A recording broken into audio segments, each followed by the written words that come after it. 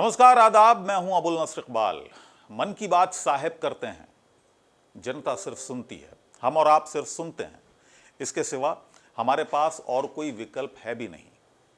आकाशवाणी पर प्रधानमंत्री मन की बात कर जाते हैं और हर बार एक नया सवाल पीछे छोड़ जाते हैं कि आखिर ये किसके मन की बात है। इस बार के मन की बात हम क्यों कर रहे हैं, ये भी हम आपको बताएंगे।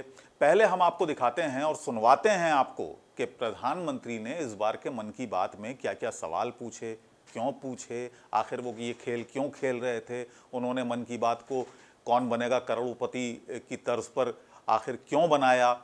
पहले आप ये सुनिए, उसके बाद फिर हम अपनी बात आगे रखेंगे। तो ध्यान से सुनिए मेरे सवाल। ओलंपिक में इंडिविजुअल गोल्ड जीतने वाला पहला भारतीय कौन था? ओलंपिक के कौन से खेल में भारत ने अब तक सबसे ज्यादा मेडल जीते हैं? ओलंपिक में किस खिलाड़ी ने सबसे ज्यादा पदक जीते हैं? तो कुछ समझ में आया आपको? शायद नहीं आया, हमारी भी नहीं आया, क्योंकि हम तो सोच रहे थे कि इस बार प्रधानमंत्री मन की बात में शायद देश को लेकर कुछ कहेंगे, देश के हालात पर दो शब्द बोलेंगे। लेकिन प्रधानमंत्री ने इस बार के मन की बात में 3 सवाल पूछ लिए। ओलंपिक में पहला गोल्ड मेडल जीतने वाला पहला भारतीय कौन था, जो कि आपने सुना। दूसरा सवाल उन्होंने किया कि ओलंपिक में कौन से खेल में भारत ने सबसे ज़्यादा मेडल जीते। और तीसरा सवाल उन्होंने किया कि ओलंपिक में किस खिलाड़ी ने सबसे ज़्यादा पदक जीते। तो प्रधानमंत्री जी, ये तीनों सवाल 6 या 7 साल का बच्चा कोई भी गूगल करके किसी को भी बता देगा। ये कोई ऐसे सवाल नहीं है जो यक्ष प्रश्न नहीं है, जो किसी को ना आते हों। उन सवालों से आप क्यों पीछा छुड़ा रहे हैं, क्यों भाग रहे हैं, जो देश की जनता आपसे पूछ रही है। बेरोज़गारी का सवाल है, लाखों लोग इस वक्त बेरोज़गार घूम रहे हैं। पिछले 1 साल में जो हालात हमारे उद्योगों के हुए हैं, उनके सवाल आपसे लोग पूछ रहे हैं। पेट्रोल डीजल की बढ़ी कीमतों के सवाल आपसे लोग पूछ रहे हैं। इसके अलावा किसान पिछले 7-8 महीने से जो बैठे हैं, धरना दे रहे हैं अपनी मांगों को लेकर, वो सवाल आपसे पूछ रहे हैं। वो उन सवालों के जवाब ये देश की जनता जानना चाहती है, लेकिन उन सब के सवाल आपने दरकिनार कर दिए और अपने सवाल खेलों के बारे में जो आपने पूछे हैं वो जनता के कोर्ट में डाल दिए। तो ये 3 सवाल जो हैं, लोग ये सुनना नहीं चाहते प्रधानमंत्री जी आपसे। लोग अपनी समस्याएं लेकर आते हैं, लोग अपनी समस्याओं का समाधान आपसे चाहते हैं। चलिए अब आपको बता देते हैं कि इसकी मन की बात पर लोगों का जो रिएक्शन है वो भी शायद आप देख रहे होंगे, क्योंकि ट्विटर पर प्रधानमंत्री काफ़ी एक्टिव रहते हैं, सोशल मीडिया पर, और बाकायदा एक पूरा का पूरा भारतीय जनता पार्टी का तंत्र है जो सोशल मीडिया पर एक्टिव रहता है। तो वो भी हम आपको सुनवा देते हैं प्रधानमंत्री जी को कि लोग देश के क्या कह रहे हैं। प्रधानमंत्री जी राजकुमार स्वामी जो ट्वीट करते हैं ये मन की बात पर, वो लिखते हैं कि मोदी जी, मैं 3 दिन से ट्विटर पर नहीं था। ट्विटर छोड़ने का मैंने फैसला कर लिया था, लेकिन आपके झूठ देखकर मुझसे रहा नहीं गया और वापस ट्विटर पर मुझे आना पड़ा। हमारे राष्ट्रगान में शुरुआती शब्द हैं जन, गण और मन, लेकिन आप पहले दोनों शब्दों को भूल गए हैं और अंतिम शब्द पर यानी मन पर अड़े हुए हैं, यानी मन की बात करते हैं, इसलिए उन्होंने ऐसा कहा है।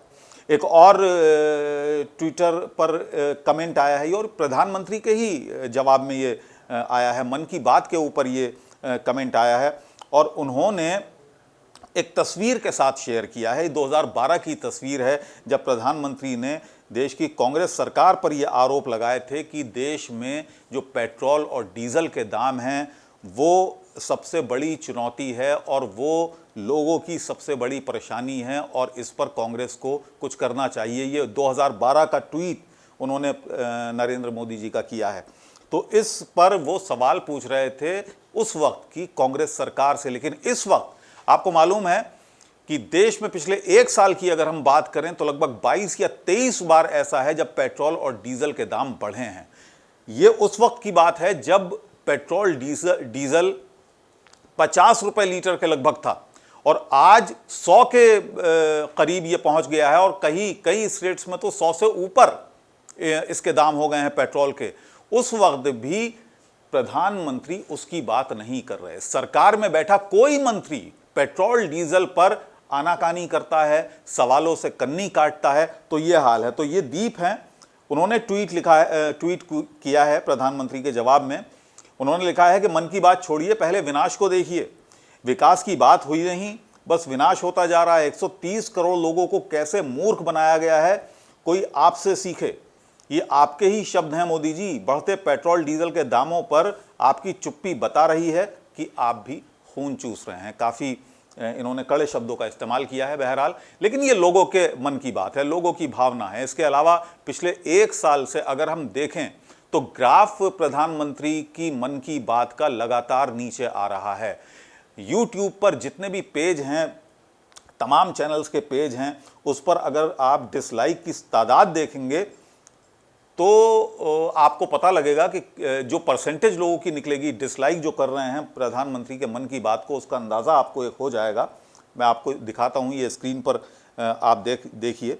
ये आज तक का अभी थोड़ी देर पहले का स्क्रीनशॉट है, जो यूट्यूब का पेज है आज तक का, और इसमें 25 लाइक हैं और 171 डिसलाइक हैं। यानी आप रेशियो ज़रा लगाइए, लोग कितना नापसंद कर रहे हैं मन की बात को। दूसरा देखिए, एबीपी का ये स्क्रीनशॉट मैं आपके सामने ला रहा हूं। इसमें 174 लाइक हैं, यानी मन की बात को कुल इसमें 6,500 लोगों ने देखा, इसमें 174 लाइक हैं और 772 इसमें डिसलाइक हैं। ज़रा रेशियो लगाइए, अंदाज़ा लगाइए कि प्रधानमंत्री के मन की बात को लोग किस नज़र से देख रहे हैं। और ये न्यूज़ एक्स का आप देखिए किस तरह से है। इस पर 8 लाइक हैं और 55 डिसलाइक हैं। तो ये तमाम चीज़ें हैं। क्या प्रधानमंत्री इन अपने जो लोग हैं, जो उनके सलाहकार हैं, क्या इस बारे में राय नहीं देते हैं कि किस तरीके से लोग परेशान हैं और प्रधानमंत्री उनकी तरफ कुछ सवाल उछाल रहे हैं? तो प्रधानमंत्री जी, देश परेशान है। कोरोना महामारी के चलते लंबा लॉकडाउन देश के लोगों ने झेला है। लोग बेरोजगार हैं, रोजगार खत्म हो चले हैं। पिछले 2 साल की अगर बात करें तो लाखों लोगों की कोरोना से मौत हुई है। पूरे देश ने वो मंजर देखा जब कोरोना के मरीज बगैर ऑक्सीजन के दम तोड़ रहे थे। कई डॉक्टरों ने इसलिए मौत को गले लगा लिया कि वो अपने मरीजों को इलाज नहीं दे पाए। देश में पेट्रोल डीजल के दाम, जैसा कि मैंने कहा, कि 22-23 बार बढ़े हैं। बात यहीं रुकती तो गनीमत थी। देश के किसान, मैंने थोड़ी देर पहले कहा कि बॉर्डर पर बैठे हैं, दिल्ली के कई अलग अलग बॉर्डर्स पर बैठे हैं, वो अपनी मांगे लेकर बैठे हैं, लेकिन प्रधानमंत्री के मुंह से एक शब्द उनके लिए, उनके आश्वासन के लिए नहीं निकला है। कई किसानों की इस दौरान मौत भी हुई है। कोरोना के कारण गंगा शर्मसार हो गई। हमने देखा कि किस तरीके से गंगा में बहते हुए शव आए। लोग मजबूर हुए कि उनके पास, क्योंकि पैसा नहीं था, इतना पैसा नहीं था कि अपनों के शवों का वो एक सम्मानजनक तरीके से अंतिम संस्कार कर पाते। क्या ये सरकार में बैठे लोगों को नज़र नहीं आ रहा है? गंगा के किनारे हज़ारों लोगों को के शरीरों को, मृत शरीरों को दफना दिया गया। प्रधानमंत्री जी, आप कोरोना महामारी के खिलाफ आगे की रणनीति और देश के आर्थिक विकास की धुरी पर ब्रेक लगाने के बाद मन की बात के अगर ये 3 सवाल पूछते तो हम भी आपकी तारीफ करते कि क्योंकि ये सारे मसले प्रधानमंत्री ने हल कर दिए। जो चुनौतियां इस देश के सामने हैं वो प्रधानमंत्री ने हल कर दी। अब अगर प्रधानमंत्री ये सवाल पूछ रहे हैं कि कितने पदक किसने जीते, तो एक मामला बनता था। लेकिन इस वक्त जब देश का हर व्यक्ति परेशान है, युवा परेशान है, किसान परेशान है, उद्योगपति परेशान है, जो छोटे छोटे काम धंधे के लोग हैं, मजदूर हैं, वो परेशान हैं, जो दिहाड़ी मजदूर हैं वो तक परेशान हैं, ऐसे में प्रधानमंत्री खेलों की बात कर रहे हैं। ठीक है, खेल की बात होनी चाहिए, लेकिन जनता की जान की कीमत पर तो बिल्कुल नहीं होनी चाहिए।